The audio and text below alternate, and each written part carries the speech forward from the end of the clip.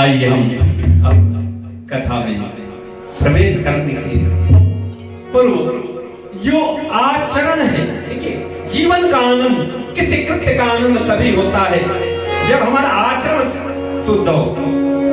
आचरण वह कसौटी है कि जो हमारे जीवन के आनंद को निर्धारित करती है, हमारे जीवन के दुख को निर्धारित करती है। यदि हमारा आचरण उत्तम है तो जीवन अपने आप आनंदमय हो जाएगा, मंगलमय हो जाएगा। यदि हमारा आचरण गड़बड़ है तो उत्तम कृत्य भी अपने को दुख देती है। देखिए अब समझ ले कि यज्ञ से बड़ा कोई उत्तम काम होता है क्या बाबूजी? यज्ञ करना, भगवान के लिए यज्ञ करना, ये उत्तम कर्म है कि नहीं? लेकिन यदि हमारी नियत सही नहीं है तो राजा दक्ष ने यज्ञ किया था, लेकिन परिणाम क्या मिला? सिर कटा और बकरे का सिर लगाना पड़ा। ध्यान रखें, ऐसे ही हम कितने भी ऊंचे कुल में पैदा हो जाए, कितने भी ज्ञानी हो जाए, कितने भी ध्यानी हो जाए, लेकिन यदि हमारे मन में कहीं किसी तरह की वासना आ जाए, हमारे मन में किसी तरह का अहंकार आ जाए, तो हम ब्रह्मपुत्र होने के बाद, नारद कौन है? नारद कौन है? ब्रह्मा के पुत्र है, जिनकी आवाज जगत सर्वत्र है। लेकिन क्या बनना पड़ा? जैसे ही विषय वासना मन में आई और अपने बड़ों के शब्दों के प्रति अनादर, विशेषकर मैं युवा भाई बहनों से आग्रह करना चाहूंगा कि आप अपने बुजुर्गों की बात को क्या समझते हो? These are the old fashion, ये लोग पुराने विचारों के। मेरे प्यारे, ये समझ लेना, पुराना विचार हमेशा उत्तम होता है। क्यों? भगवान शंकर ने समझाया था, नारद जी को समझाया था कि ये बात कभी मत बताना कि तुमने कामदेव को जीत लिया है। ठीक है, अगर जो कहीं बता भी दिए तो नारायण जहां दिख जाए वहां तो कभी मत बताना। भगवान विष्णु अगर जो दिख जाए तो उनके सामने बोले कि अगर ये चर्चा चले तो बोला भगवान शंकर समझाए तभी छुपा लेना। क्या करे? तभी भी छुपा लेना। लेकिन बड़ों की बात का अनादर करने का परिणाम ये हुआ कि ब्रह्मपुत्र साक्षात नारायण कि यहाँ आबाद गति वाले क्या बनना पड़ा? बंदर बनना पड़ा। ज्ञान और अभिमान का दुष्परिणाम। और एक बात, राजा सत्यकेतु जो कैके देश के राजा थे, उनके पुत्र प्रताप भानु और अरिमर्दन, प्रताप भानु और अरिमर्दन ऐसे राजा थे जिनका पूरी पृथ्वी पर राज्य था। एक दो जगह नहीं, खाली इंडिया पाकिस्तान नेपाल नहीं, पूरे धरती पर उनका राज्य था। जितने राजा थे सबको हरा करके और एक छत्र राज करते थे। ध्यान रखिए, लेकिन राज कितना भी एक छत्र हो, उसकी एक सीमा है। वह प्रकृति, हर जीव यहाँ जो भी मृत्यु लोक में आया है प्रकृति के कुछ नियमों से बधा हुआ है। आया है तो जाएगा, राजा रंग फकीर, कोई सिंहासन चढ़ चले, कोई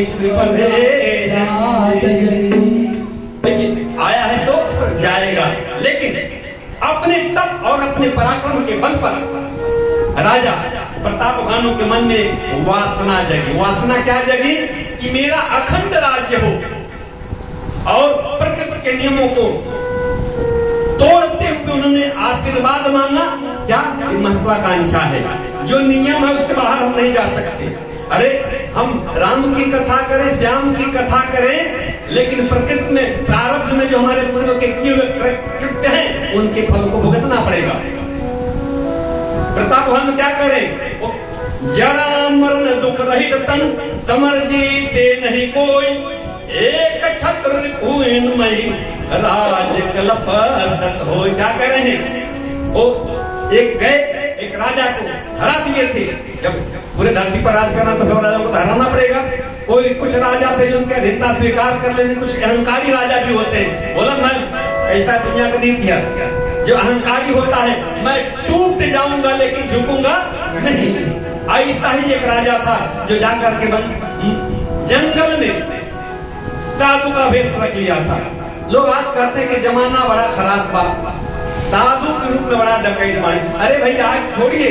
अच्छा ये बताइए कि जब रावण साधु का वेश रखा कौन सा युग था? अरे भैया त्रेता था ना। तो उस समय भी साधु के रूप में लोग छल करते थे। आज अगर होता है तो जमाना कहाँ खराब है?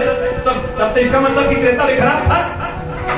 सही बात। तो हर वक्त हर तरह के लोग मिलते हैं। हाँ, न्यूनता और अधिकता के आधार पर हम उसका निर्धारण करते हैं। तो अब वह राजा कपट के बस जाकर के जंगल में साधु का वेश बना लिया, एक शिकार खेलते खेलते गए हैं और वहीं मिल गया, और ये तो उनको पहचान लिया राजा जो कपटी, लेकिन ये उसको पहचान नहीं पाए। जैसे देखिए हमेशा अब भाई हम कथा कर रहे हैं तो जितने भी लोग बैठे हमको तो पहचान लेते हैं और अभिवादन करते हैं भगवान राम के कारण, भगवान की कथा के कारण। मैं बहुत तुरंत खा बन जाऊं तो फिर इसका परिणाम तो मिलेगा।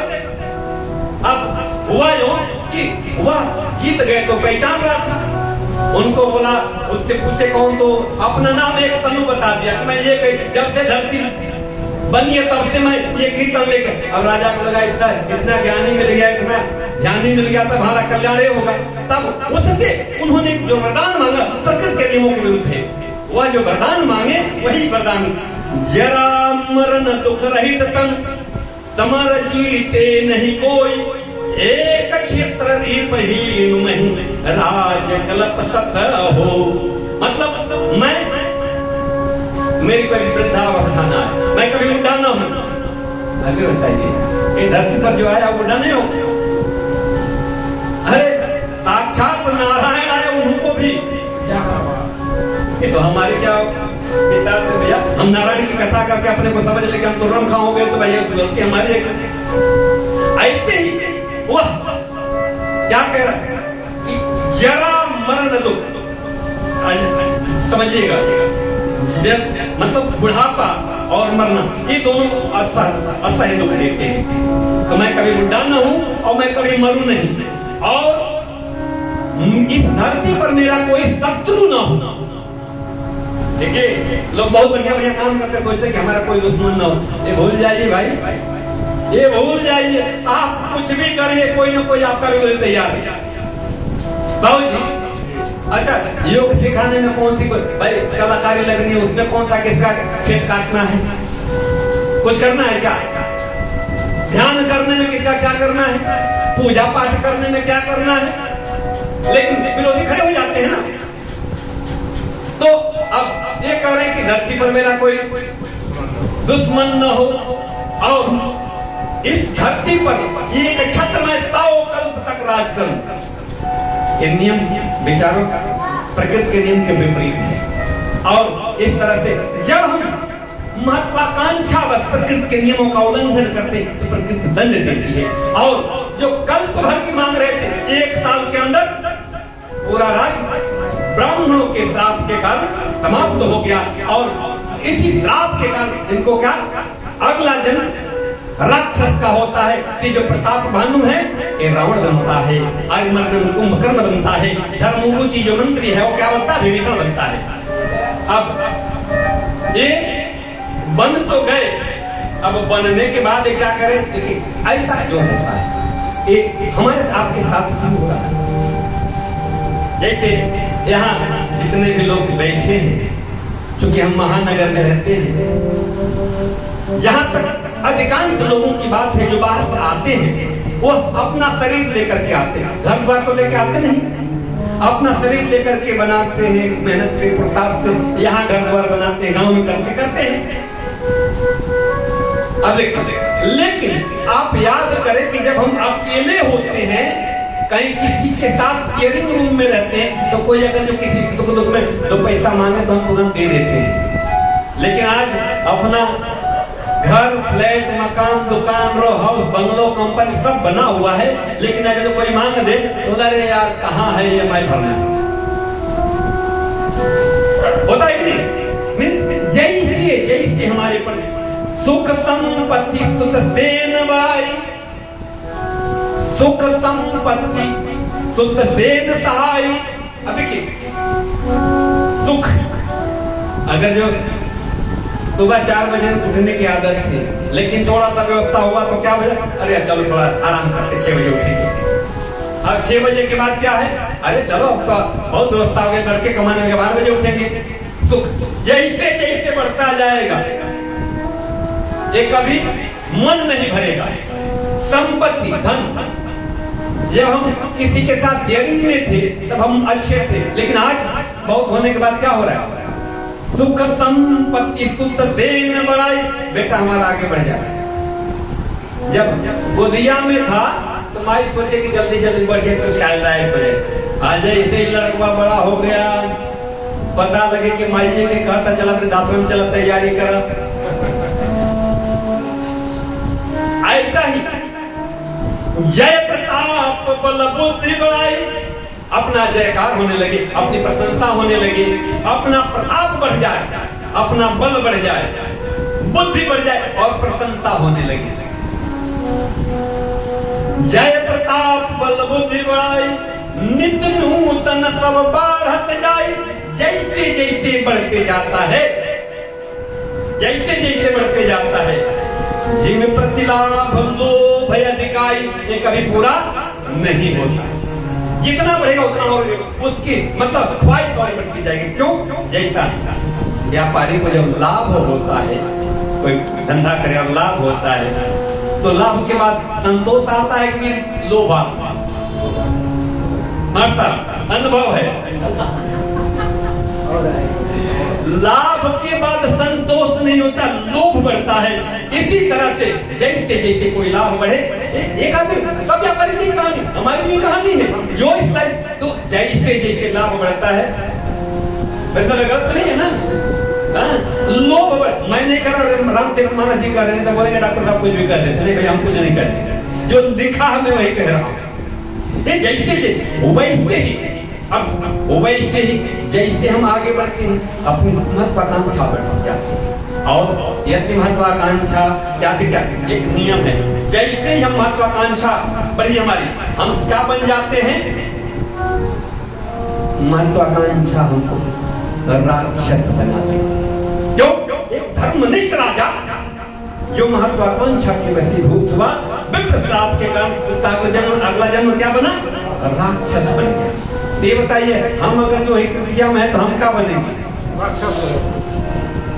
और बाबूजी ढूंढने की जरूरत नहीं है, अब राक्षस की जो परिभाषा है इसको समझ ले। अब देखिए, राम राक्षस बना, जब राक्षस बना तो क्या करें? अब राक्षस की प्रवृत्ति क्या होती है पहले समझ ले। राक्षस एक 10 भुजा, हाथ पांव, नाक नाके नहीं है, एक 2 आंख, 1 मुंह, 2 कान और 2 हाथ के साथ भी राक्षस होता है। ये जो उसका 10 सिर बनाया गया है, 10 सिर का मतलब उसके दिमाग में 10 दिमागों की बुद्धि थी और जिसका उपयोग वो विध्वंस के लिए करता था। राक्षस का स्वभाव क्या है? यही विधि हो धर्म निर्मूला, उस समय छोड़ी, आज भी देख लीजिए, यही विधि हो धर्म निर्मूला, सो सब करहि वेद प्रतिकूला। रावण जब राक्षस अपनी यौना में आया, अपनी ताकत में क्या वह सब कर्म कर रहा है जिससे धर्म निर्मूल हो और वेद के प्रतिकूल, वेद विहित जो कर्म है उसके प्रतिकूल। यही विधि है देश धेम द्विज पावई, नगर चारिपुर आग लगाओ। और जहां पर भी ब्राह्मण दिख जाए, जहां पर भी गौ दिख जाए, जहां पर भी यज्ञ हो, क्या करे? आग लगा दे। अच्छा ये बताइए, आज ऐसा हो रहा है कि नहीं? अभी कुछ दिन पहले मैंने सुना कि कथावाच का कथा वाचने गए, कुछ लोग आकर के कथवे बंद करा। तो ये बताइए, वो समझदार और विद्वान लोग हैं कि राक्षस लोग हैं? मैं नहीं कह रहा हूं, रामचरितमानस में लिखा है कि यही विधि हो धर्म निर्मूला। कथा क्या है? प्रवचन क्या है? धर्म के बढ़ाने की। अगर जो कोई धर्म कथा को रोकता है तो क्या है? यही विधि हो धर्म मूला, दो सब करहि वेद प्रतिकूला। वेद विहित कर्म है ना कि धर्म का जय हो। हम क्या कहते हैं? धर्म की जय हो, अधर्म का नाश हो। धर्म की जय। अब और जहां पर ब्राह्मण और गौ दिखे, यज्ञ दिखे, उनको आग लगाते हैं। अब ये क्या है? शुभ आचरण कतहु नहीं होई, शुभ आचरण कहीं नहीं हो। देव विप्र गुरुमान न कोई, देवताओं की, विप्र वर्ग की और गुरुओं की कोई आदर नहीं करता। यह सब काम रावण करता था। देखिए अब यदि आज हम कर्म कर रहे हैं तो हम क्या है, और उसके बाद हम धर्म की जय हो अधर्म का नाश हो कर रहे हैं। हो रहा है ना। हमारा कर्म क्या है कि कहीं शुभ कर्म हो रहा है, कोई अच्छे कर्म कर रहे हैं तो उनको पीछे से लुत्ती लगाने के चक्कर में पड़े रहते हैं। यही है। अब क्या कह रहे हैं श्रीमद रामचरित मानस भगवान क्या बता रहे हैं। आज के समय से जब मैं मिलाता हूं, आप भी मिलाएं, आज का समय कहां चला गया है। बाढ़े खल बहु चोर जुआरा, जेलम पट पर धन पर दारा, मां नहीं मात पिता नहीं देवा, साधुन सन करवा वही सेवा, जिनके आचरण भवानी, ते जानहु निश्चर सब प्राणी। अब देखिए आजकल देखिए गांव में जाएंगे चाहे यहाँ भी देखेंगे, जब कोई काम नहीं है, खाली है आजकल, तो क्या करें, हो जाता है। ये क्या है, उसमें थोड़ा पैसे का भी लेन देन होता है, तो उसको क्या करते हैं, बाढ़े खल बहुत जोर जुआरा। खल का मतलब जो दूसरे की खुशी देखकर टेंशन में आ जाए। अरे कैसे भाजी सफेद कपड़ा पहन के आ गए हैं, अगर जो देख के टेंशन में आ समझो खल कथा करवाएंगे, ऐसे कैसे हो सकता है। इनके बस की बात है, एक सोच खल, यही दोष है। बाढ़े खल बहुत चोर, और कहीं से किसी भी तरह से किसी का मिल जाए तो अपने पास आ जाए। बाढ़े खल बहुत चोर जुआरा, ये लंपट पर धन पर दारा। लंपट का मतलब मालूम है ना, बताने की जरूरत है। ये लंपट पर धन, लंपट है और जो दूसरे के धन को चाहे कि हमारे पास आ जाए। परदारा, पराई नारी पर को दृष्टि रखे। ये लंपट पर धन परदारा, मां नहीं मात पिता नहीं देवा, जो माता पिता और देवताओं की बात को नहीं। साधु सन करवा वही सेवा। अगर ये साधु संत भी मिल जाए, भाई कुछ दो, कुछ सेवा करो। साधु सन करवा वही सेवा, जिनके आचरण भवानी, जिनके भी आचरण है, ते जानहु निश्चर सब प्राणी। ये सब निशाचर लोग हैं। अब हम यदि अपने को कसौटी पर कसते हैं, तब कहां अपने को पाते हैं। राम जाने, मैं ज्यादा नहीं कहूंगा, रामचरित मानस में लिखा वही कह रहा हूं। अब इस कसौटी पर अपने को लगा के देखें, हम कहां पहुंच रहे हैं, हम क्या हैं, समझाने की जरूरत है, इसको तो समझ जाए। अब इस तरह से रावण के समय में इस तरह के आचरण के लोग सबसे ज्यादा हो गए, बढ़ गए। और देखिए एक बात जानिए, जब पाप बढ़ता है, जब पाप बढ़ता है तो समाज के तनाव के साथ ये धरती उस भाव को सहन नहीं करती। अब जितने भी साधु संत मिले, विप्र पुजारी मिले, उनको मार दे डर के। जब रावण निकलता था तो जितने भी साधु संत यति थे, सब कंदराओं के पर्वतों को में छूट जाते हैं। ये हाल है। आज भी देखिए कुछ ऐसे महापुरुष हैं जो चलते हैं तो समझदार लोग बोलते भैया इनसे बचा पता है ना। अब वो कौन है समझ लीजिए, मैं नहीं कह रहा हूं, मन में लिखा है। अब इस तरह से जब भयंकर पाप बढ़ा है तो मां धरती बना गई। और क्या देन रूप धरि हृदय विचारी, गई जहां तहां सुर मुनि जारी, निज संताप सुना वही रोई, काहुत काज काज न होई। जब देखिए मां धरती तरफ गई और गाय का रूप बना कर दिया। देवताओं के पास गई, देवता बोले हम तो खुदे खो में छुपे, हम क्या करेंगे। अरे वो तो हमको ही पहले थप्पड़ मारता है पहले, तो हम आपकी कोई सहायता नहीं कर सकते। आप कहां जाइए, ब्रह्मा जी के पास। अब जब ब्रह्मा जी के पास गए, ब्रह्मा जी बोले भैया ये हमारे भी बस का नहीं, ये हमारे भी बस का, क्योंकि हमने आशीर्वाद दिया है कि तुमको नर और वानर के अलावा कोई मार नहीं सकता। तो जब मैं ही आशीर्वाद दिया तो मैं उसका क्या बिगाड़ूंगा? बोले फिर तो चलिए भगवान शंकर के पास चलते हैं। जब भगवान शंकर के पास गए तो भगवान शंकर से बोले कि अरे प्रभु आप तो देवादिदेव महादेव और आपका ही चेला है। रावण किसका चेला था? वो आपका ही चेला, थोड़ा चेलवा को समझाइए।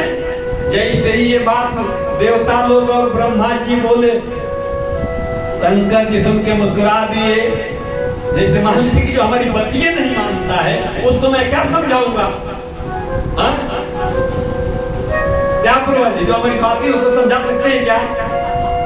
ये भगवान शंकर जब देवता लोग बोले तो मुस्कुरा दिए। अब बोले कि भैया ठीक है, हमारा चेला जरूर है, लेकिन उसकी दवा विष्णु जी के पास है, उसका इलाज मैं भी नहीं कर सकता। ब्रह्मा जी को बोले भगवान शंकर अच्छा ये बताइए आशीर्वाद आप अकेले दिए थे कि हम भी साथ में थे? बोले नहीं नहीं प्रभु आप भी साथ में थे। तो बोले जब हम और आप दोनों मिलकर साथ आशीर्वाद दिए तब उसका क्या बिगाड़ सकते हैं? तब इसका इलाज विष्णु जी के पास है। अब सब देवता इकट्ठा हो गए, विष्णु जी हैं कहाँ? विष्णु जी कहाँ मिलेंगे? अब बैठे सुर सब कर ही विचारा, सब देवता लोग बैठ गए विचार करने लगे, कहाँ पाए प्रभु करिए पुकारा, प्रभु कहाँ मिलेंगे कि जिनको हम पुकारे? पूर्व कुंठ जान कह कोई कहे पहले बतू प्रभु सोई। क्या करे? भगवान वैकुंठ में निवास करते हैं, हम वहां चलते हैं। तो कोई कह रहा है कि भगवान क्षीर सागर में बैठते हैं, वहां चलते हैं।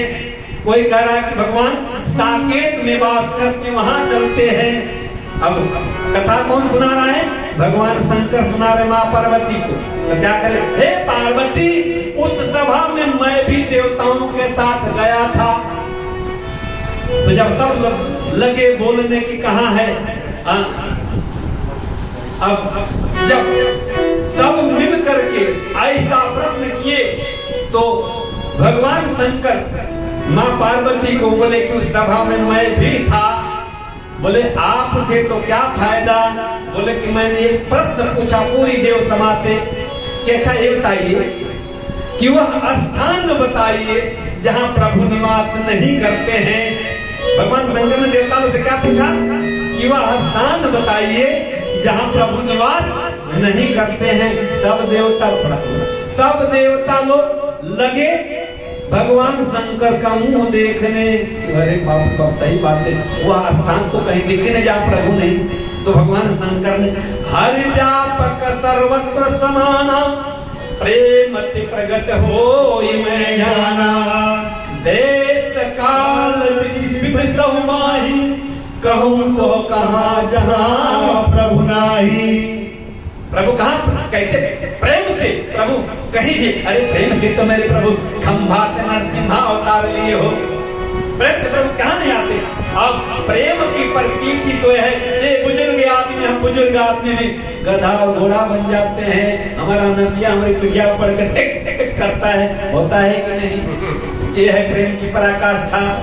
अब लोग बोलते हैं कि ऐसे कैसे होता है, भगवान आ सकते हैं? ये बताइए, मैं बुजुर्ग डॉक्टर इंजीनियर IAS होकर के और हम अगर जो गधा और घोड़ा हो सकते हैं तो क्या मेरे प्रभु अपने भक्तों के लिए नारायण इंसान नहीं बन सकते? क्या बन जाते हैं कि नहीं? अरे आप भी अपने नाना दादा के पीठ पर कितने जरूर किए होंगे। तो जब एक मनुष्य अपने प्रेम के वशीभूत होकर कुछ भी बन सकता है तो मेरे प्रभु क्यों नहीं बन सकते? अब यही बात, जैसे ये बात आई, अब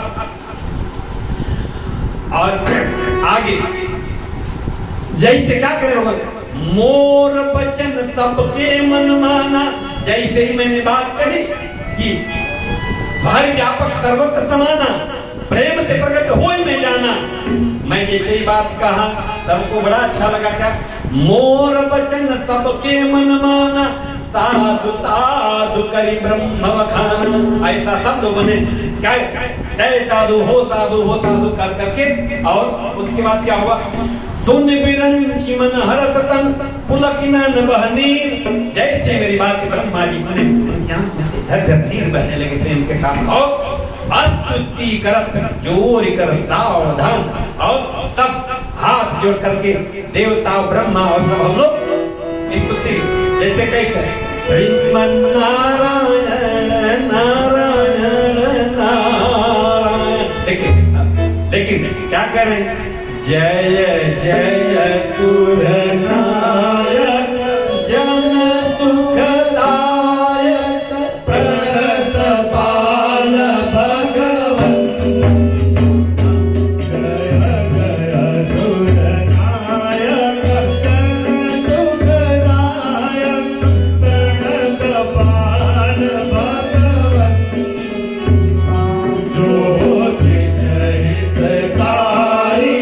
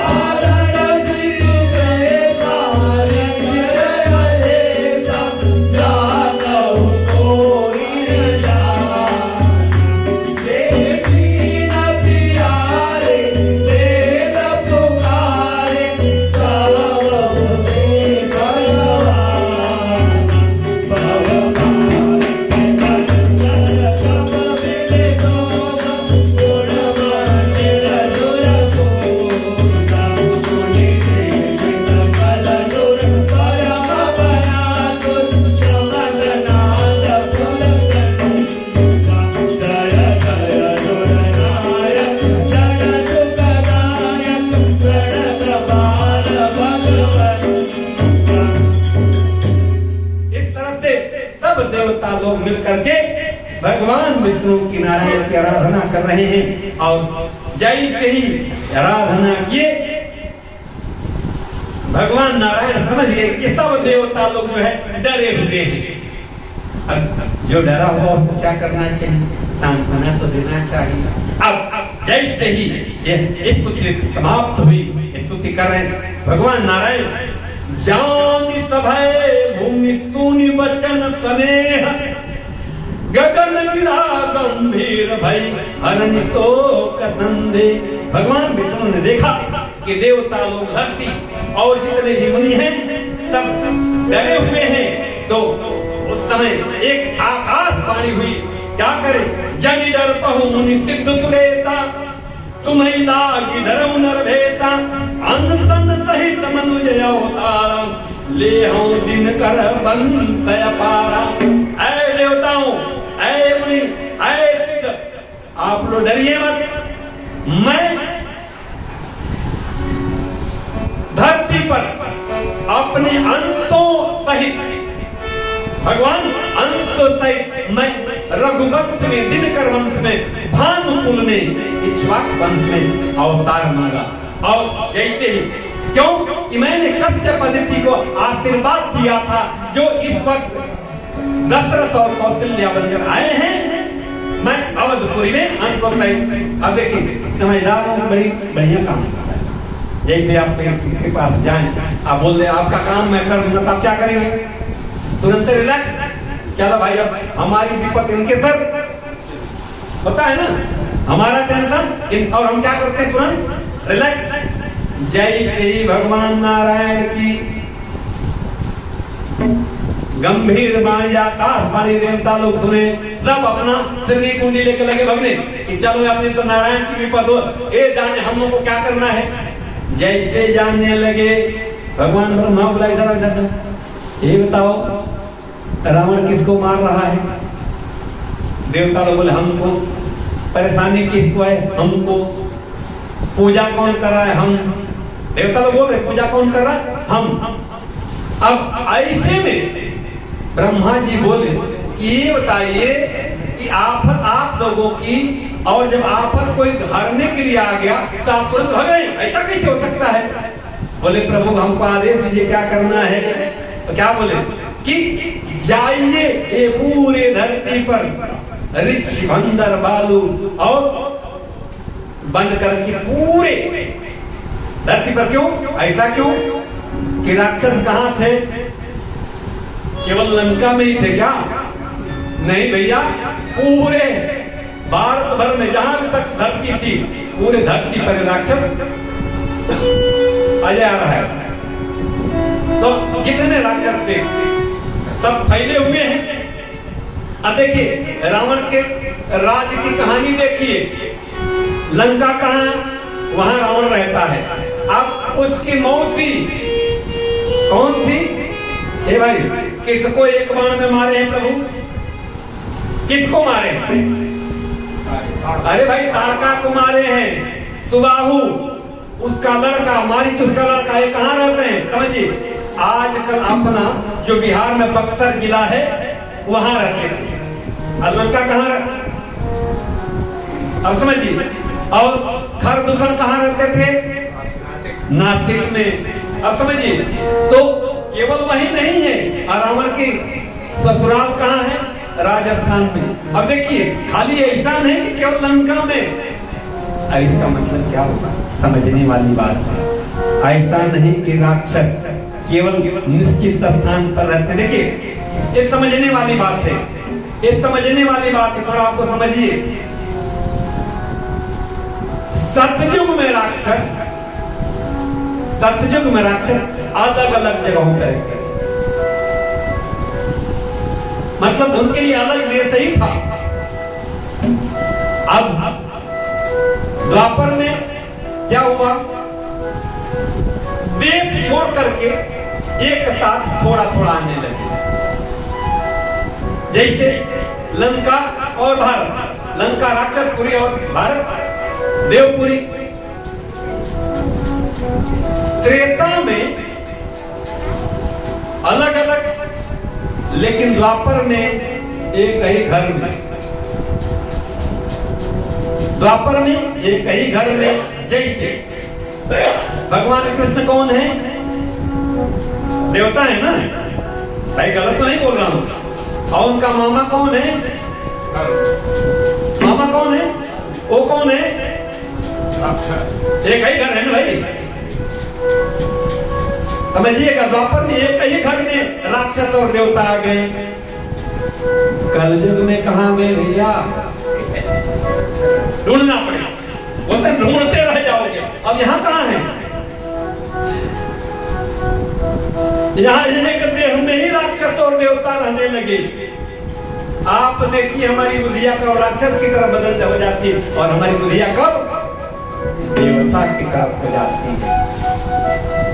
इसलिए रावण मरा नहीं, रावण रूप बदल करके इंसान के अंदर घुस गया। अब एक ही घर में युधिष्ठिर धर्मराज है और उन्हीं का भाई दुर्योधन क्या है ना? तो इस तरफ से जब हम अगर जो अवलोकन करें तो कलयुग में उसी भाई को हमने गोद में खिलाया, बड़ा प्यार करता था, भाई के लिए लक्ष्मण बना हुआ था, लेकिन हमने देखा वही भाई जान भी ले लेता है कालांतर में। देखा है कि नहीं? आपने देखा है कि नहीं? तो अगर जो भाई देवता था तो बाद में क्या हुआ? आप अपने ही जीवन में देखें, हम ही पूर्व में क्या थे, आज क्या हो गए। अब समझिएगा, बड़ा सुंदर एक सिद्धांत है। तब वो राक्षस को मारने के लिए भगवान को अलग अलग विभत्स रूप लेना पड़ता था। विभत्स मतलब विकृत रूप। अब हिरण्याक्ष को मारने के लिए कौन सा रूप लिए? वाराह अवतार।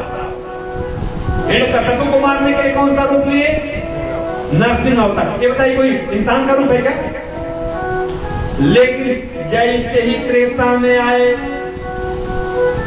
क्या बन के आए? राम बन के आए, है ना? लक्ष्मण भरत शत्रुघ्न बन के आए। अर्थात भाई अब हमको ये मत समझना कि मैं कोई चमत्कार करने वाला हूं, अब मैं नर लीला करने आ रहा हूं। क्या है नर लीला किया ना तुम? और द्वापर में किस रूप में आए? कृष्ण और बलराम। तो देखिए, द्वापर में आए तो वहां गुरु की और यज्ञ की महत्ता थी। त्रेता में क्या? त्रेता में किसकी? गुरु की और यज्ञ की महत्ता थी। द्वापर में पूजा की महत्ता थी और रिश्तों की महत्ता थी कि महापुरुषों का संग किया जाए। ये समय लड़ाई हो रही कौरव पांडव में, कौरव की सेना पांडव की सेना से बहुत विशाल और बहुत ताकतवर थी। अरे किसने? भीष्म जैसा जो इच्छा में वरदान है, गुरु द्रोणाचार्य हो, कर्ण जैसा महाबली हो, उस सेना के सामने पांडव की सेना कुछ नहीं क्या। लेकिन जब आप पूजा करते हैं तो इष्ट आपके साथ आ जाता है, और पूजा का परिणाम क्या हुआ? इष्ट भगवान कृष्ण पांडव के साथ आ गए। कमजोर सेना होने के बाद भी विजय मिली। लेकिन अब कलयुग में क्या करें? कलयुग में तो बड़ी समस्या है बहुत। अब यहाँ पे कई सूत्र देखा जाता है कि आजकल ज्ञानी ध्यानी साधु हैं कहाँ? अच्छा ये बताइए, ये प्रश्न आप लोगों को सुनने को मिलता है कि आजकल जमाना बड़ा खराब हो गया, साधु नहीं दिखते। भैया तो द्वापर त्रेता में बड़ा बढ़िया बढ़िया साधु थे। रावण के रूप में साधु था ना। और को छोड़िए, हम खुद अपने आप को देख, हम कितने रूपों में खेलते हैं। हम अपने को देखें तो उस समय गुरु की महत्ता, यज्ञ की महत्ता, यहाँ इष्ट की महत्ता। लेकिन कलयुग में तो इष्ट देखते नहीं है। तो कलयुग में क्या है? केवल नाम आधारा सुमिरी सुमिरी नर वो तरह ही पारा। कलयुग में केवल नाम लीजिए। जैसे चलिए कई काम एक नाम लेते हैं, हरे रामा हरे रामा रामा रामा हरे हरे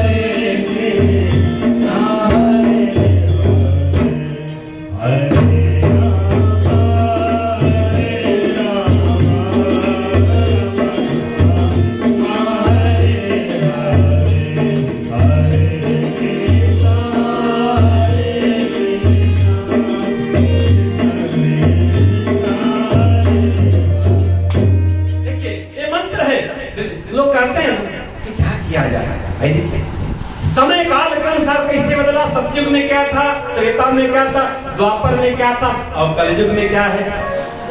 यहाँ बहुत ज्यादा दिमाग लगाने की जरूरत नहीं है। और कैसे इसका साथ तरीका, ये कैसे अपने जीवन में उतरेगा। प्रथम भगति संतर कर संगा, दूसरी रति मम कथा प्रसंगा, गुरुपद पंकज सेवा, तीसरी भगत ये मान, चौथी भगत मम गुणगन, करहि कपट तजगान। अबे ये मंत्र मिलेगा कैसे, जब आप कराने जा रहे हैं। यही वो जगह है, वही स्थान है, भगवान की कथा हो, सत्संग हो, साधु संगति हो, यही है। क्यों कि आजकल साधु है नहीं, सब के सब ठग बसे। तो जब पहले ही मन में इतनी विद्वेषता भरी है तो हम कुछ सीख पाएंगे। जब यहाँ पर हम यदि अपने आप केवल भवानी शंकरो वंदे श्रद्धा विश्वास रूपिणो, हमारे अंदर श्रद्धा रूपी भगवती जिनका समय चल रहा है और विश्वास रूपी शंकर को धारण करते हैं। अब हम एक प्रश्न पूछें, अच्छा जितने साधु संत महात्मा ज्ञानी मुनि यति, किसी ने भगवान की आकृति बताई है कैसे हैं, लाल पीला मोटे पतले गोरे काले, कहीं कोई है बताया है किसी यति ने मुनि ने। जो अवतार है उनको छोड़ दीजिए, जो अवतार ही है, लेकिन जितने भी देखा कोई रूप बताया है। क्यों? इसका उत्तर भवानी शंकरो वंदे श्रद्धा विश्वास रूपिणो, याभ्याम बिना न पश्यन्ति सिद्धांत स्वांत स्थितिस्वरम। जितने सिद्ध मुनि ऋषि यति लोग हैं उन्होंने भगवान का दर्शन कहाँ किया है, अपने अंदर। लेकिन इसके लिए सूत्र क्या है कि श्रद्धा और विश्वास होना चाहिए। अब श्रद्धा विश्वास किस पर, आजकल किस पर करें तो बड़े साधु लोग तो पक्के डकैत थे, बड़े धोखा देते हैं। किस पर विश्वास करें, तो इसके लिए भी बट विश्वास अचल निज धर्म, तीर्थ राज समाज सुकर्म। बट विश्वास अचल निज धर्म, निज धर्म, निज धर्म क्या है, निज धर्म क्या है, हमें निज धर्म पर चलना। निज धर्म, हमारा धर्म क्या है, हमें निज धर्म पर चलना। बताते रोज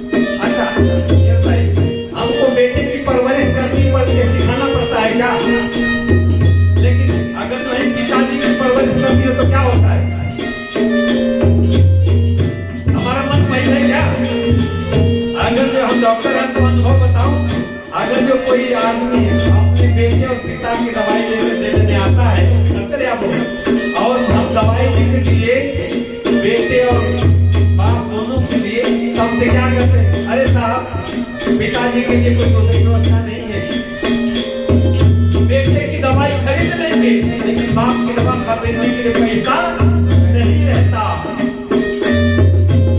यही तो धर्म क्या है, आचरण शुभ है क्या, ये आचरण शुभ है क्या।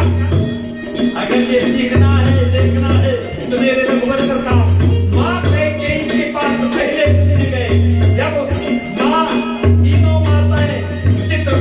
पहुंची है तो सबसे पहले मेरे प्रभु कहाँ पहुंचे? माँ कैकेयी के पास। जैसे मेरे प्रभु अयोध्या में आए हैं सबसे पहले किससे मिले? माँ कैकेयी के पास। जिसको दुख हो, जिसके कारण दुख हो, उसके पास ये आचरण है। हमारा आज का आचरण क्या है? अब हम समझ सकते हैं।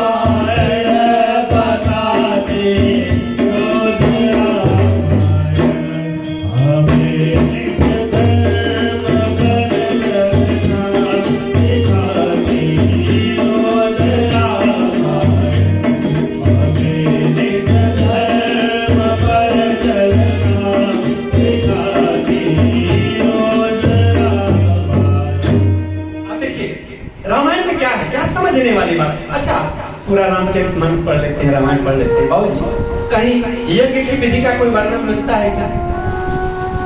यज्ञ करने वाले विश्वामित्र भगवान राम यज्ञ की रक्षा करते हैं। यज्ञ करते हैं क्या? यज्ञ की रक्षा करते हैं। गए तो क्या? यज्ञ रक्षार्थ गए। और समझिएगा, तो जो साधु संत का काम है वो अपना करें, हमारा धर्म जो है हम वो करें। अगर जो हम कलयुग में, द्वापर में, त्रेता में यदि अपने कर्म करके भगवान हो सकते हैं, भगवान है, तो हम यदि अपने निज धर्म को समझ लें तो हम उसी मार्ग पर चलने लगे, हमारा जीवन धन्य हो जाए। यहाँ कोई सिद्धांत नहीं, केवल अपना आचरण शुद्ध कर दे, अपना आचरण पवित्र कर दे, अपना आचरण संभाल ले, उतने में हम। और यही तो रामायण सिखा रही है। रामचरितमानस में क्या है?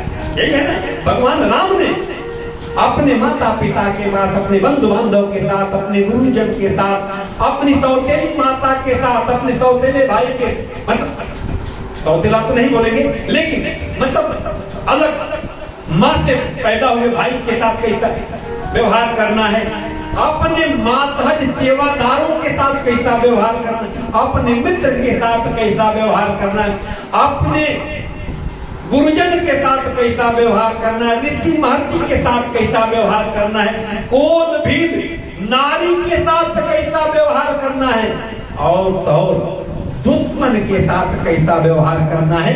यही तो आचरण करना है, तो सिखाए मेरे प्रभु। सदा शुभ आचरण, निज धर्म यही है। बट विश्वास चल निज धर्म, तीर्थ राज समाज सुकर्म। अब यह साधु संगति लोग कहते हैं, हम साधु कहाँ मिलते हैं? क्या करें? सब ही सुलभ सब दिन सब देता, सेवत सादर समन कलेश। यदि हम अपना आचरण सही कर देते हैं, यदि हम अपना व्यवहार शुभ कर देते हैं, तो हमको हर जगह साधु संत मिल जाते हैं। हमको सिर्फ और क्या करना है? अपने निज का जो धर्म है उस पर अडिग रहना है। हम लोग अपने धर्म पर तो अडिग रहते नहीं, दूसरे से अपेक्षा करते, हमको ऐसा करना चाहिए, हमको क्या करना चाहिए। अच्छा, कभी कोई ऐसा मिला आपको कि हमको क्या करना चाहिए, ऐसा कोई बोलता है? इनको ऐसा करना चाहिए, हमको क्या करना चाहिए, सबको भूला हुआ।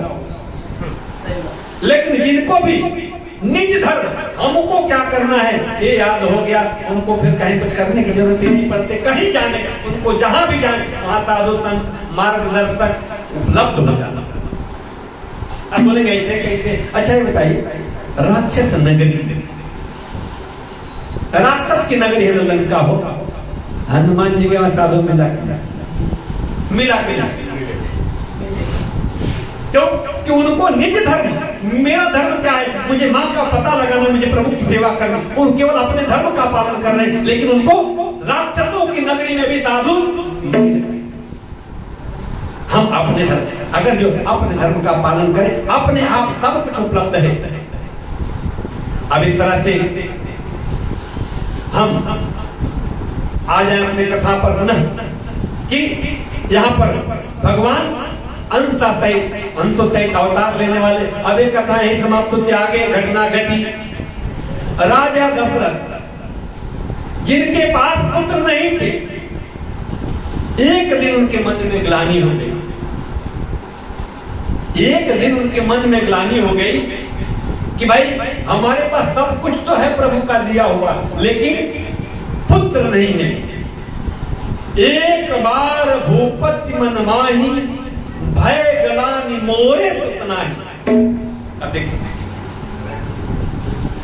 हमारे जीवन में बहुत सारी चीजें हैं बाबू जो हमको दुख देती है, लेकिन अपने दुख को किसी से कहना चाहिए, इसका बड़ा सुंदर निरूपण है। एक बार भूपति मन माही, भय गलानि मोरे सुतनाही।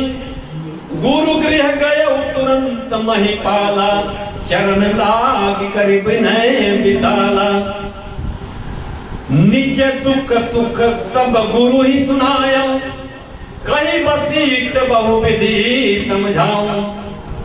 जब उनके मन में क्लेश हुआ कि हमको पुत्र नहीं है, चलिए 11:30 बज जाएगा। अच्छा बात कोई कर, चलिए कोई बात नहीं, तो उपलब्ध हो जाएगा। अगर ये दूसरे काम चलेगा नहीं। अब इस तरह से जैसे ही उनके मन में ग्लानि हुई, वो गुरु के घर गए।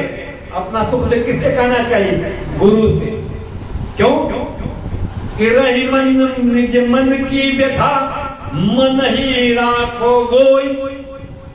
देखिए क्या करें, रही मन निज मन की व्यथा, मन ही राखो गोई। सुनी अठलई है लोग सब, बांट न लई है कोई। अब ये सब तो केसा तो किसी कहना ही नहीं चाहिए, लेकिन नहीं, रामचरितमानस का इसका निराकरण करती है कि गुरु गृह गए तुरंत महिपाला। ओ महिपाल वो राजा तुरंत कहाँ गए? गुरु के घर गए। अगर जो हमारे जीवन में कुछ सुख दुख आ जाए तो जा करके गुरु के से कहना चाहिए। जगत से कहा के कुछ मिलने वाला नहीं है, सिर्फ और सिर्फ फांसी के पात्र बने हुए। और फिर कहा गए, निज सुख दुख सब गुरु ही सुनाए। अपने मन में जो सुख दुख था वो गुरु को सुनाए, और गुरु ने तुरंत कहीं वशिष्ठ बहुविधि समझा। गुरु जी ने तुरंत समझा दिया। अरे इतनी बड़ी आपदा और तुरंत गुरु जी कैसे समझा सकते हैं? और ये समझने वाली बात है कि नहीं, कि इतनी बड़ी आपदा कि चौथापन चला आया, अभी तक बच्चा नहीं है। आप बोले भैया ये कौन सी बड़ी बात है? आज तक तो आपने बात हमको बता ही नहीं, बताया होता हम तुरंत व्यवस्था कर देते। अग्रवा जी दोपहर में क्या बात हो रही थी, अपनी समस्या तो बताओ भैया, उसका तुरंत समाधान है। लेकिन बताओगे तब ना। राजा दशरथ को गुरु वशिष्ठ का आप इस दुख हमको बताए होंगे तब ना। ये तो बाएं हाथ का खेल है। आजकल बड़ा दुख होता है। आजकल मेरी नौनिहाल बालिकाएं कुछ आतताइयों के हाथों में पड़ करके उनके खंड खंड कट जा रहे हैं। कुछ आतताई उनको अपने प्रेम जाल में फंसा करके उनको काट देते हैं। क्यों?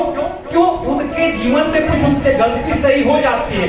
होता है युवाओं से मैं आग्रह करूं, आपके जीवन में आपसे हो सकता है कुछ गलत सही निर्णय ले लिए गए हो, कुछ गलत सही कर्म कर दिए गए हो, लेकिन उन दुखों को आप अपने मत रखिए, उनको अपने माता पिता से जरूर बताइए, क्योंकि माता पिता कुछ भी हो जाए आपका सहयोग करेंगे। और इस तरह से जैसे बताया, गुरु जी ने कहा चलिए कल ही मैं इसका निराकरण कर देता हूं। और तुरंत क्या करें, समझा कर धरहु धीर हो यही सुखचारी। समस्या का नहीं बता, कहीं समझाई नहीं रहे समस्या का निराकरण। धरहु धीर हो एव सुखचारी त्रिभुवन विदित भगत भयहारी। वो 4 पुत्र होंगे और वो कौन, त्रिभुवन में पूरे त्रिलोक में जगत के जो उनके भगत हों उनके भय का हरण करने वाले होंगे। तुरंत जैसे समस्या आई गुरु ने तुरंत समाधान दिया। मित्रों, अगर जो जीवन में कोई है, अब यहाँ पर समझने वाली बात है, गुरु से अपनी बात करें। अब इस तरह से अब एक क्या करें, श्रृंगी ऋषि वशिष्ठ बुलावा, पुत्र काम शुभ यज्ञ करावा। भगति सहित मुनि आवत विधे, प्रगटे यज्ञ चारु कर लीने। श्रृंगी ऋषि को बुलाए हैं और यहाँ पर यज्ञ क्या, और यज्ञ देवता अग्नि देवता हव्य लेकर प्रकट हुए हैं। और जैसे यहाँ पे प्रकट हुआ, गुरुदेव भगवान ने वह गुरु वशिष्ठ ने राजा दशरथ को दिया कि युक्ति के अनुसार आप इनको अपने रानियों में बांट दीजिए। उपाय भी बता दी, आधा हिस्सा बड़ी रानी को दीजिए, दूसरा हिस्सा जो बचता है उसको आधा आधा करके कैकेयी को दीजिए आधा, और जो उसके आधा बचा उसका 2 हिस्सा कर दीजिए। और ये दोनों रानियों को कौशल्या को कैकेयी से दे करके सुमित्रा जी को दिलवा दीजिए। एक तरह से 2 हिस्सा मां सुमित्रा को मिला और 1 हिस्सा भगवान की मां कौशल्या को, और दूसरा हिस्सा भैया भरत की मां कैकेयी को मिला। इस तरह से जैसे ही ये बांट आ गया, अब उसके बाद हमारे प्रभु के आने का समय हो गया। जाते न ते हरि गर्भ ही आए, जाते न ते हरि गर्भ ही आए। सकल लोक दुख संपत्ति छाए, सकल लोक दुख संपत्ति छाए। मंदिर महातप राजा हिरानी, मंदिर महातप राजा हिरानी। ओ भायती लय दिव्य दिखानी, ओ भायती लय दिव्य दिखानी। सुख दुख कछुक काल चल गयो, सुख दुख कछुक काल चल गयो। जे प्रभु प्रकट अवसर भयो, जे प्रभु प्रकट अवसर भयो। देखिए, अब मेरे प्रभु के आने का समय होता है। आइए एक भजन के माध्यम से, जैसे ही देखिए जब भी कोई शुभ अवसर आता है, प्रभु के धरती पर आने का वक्त आता है, तो प्रकृति उस स्थान की तरफ मुड़ जाती है। भजन है। अब अवसर क्या है? अवसर यही है कि सब देव चले महा, क्या होगा लिखा देगा। जैसे ही प्रभु के आने का अवसर आया है, सब देवता लोग अयोध्या की तरफ चलेंगे। सब देव चले महादेव चले, ले